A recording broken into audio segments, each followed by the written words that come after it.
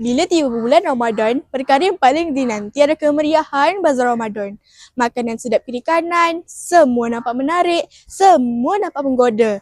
Kalau boleh, satu barisan nak beli semua. Tapi kawan-kawan, Ramadan bukan bulan membazir. Allah Subhanahu Wa Taala berfirman dalam surah Al-Isra ayat 27, sesungguhnya orang yang membazir itu saudara syaitan. Bayangkan, beli air balon 5 jenis, semua warna ada. Merah, biru, hijau, kuning dan oranye.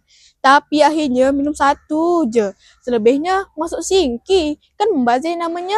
Bukan salah beli makanan sedap, tapi berpada-padalah. Jangan nampak murtabak, beli. Nampak roti john, beli. Nampak tepung pelita pun, beli. Sampai bila berbuka, perut dah kenyang dengan air. Makanan terbiar macam hiasan meja. Lagipun, Ramadan ni bukan bulan melayan nafsu makan, tapi bulan belajar kawal diri. Bukan setakat kawal lapar, tapi kawal tangan daripada boros dan kawal nafsu daripada ikut hati. Kalau nak berjimat, sebelum pergi bazar, fikir dulu nak makan apa, nak beli berapa.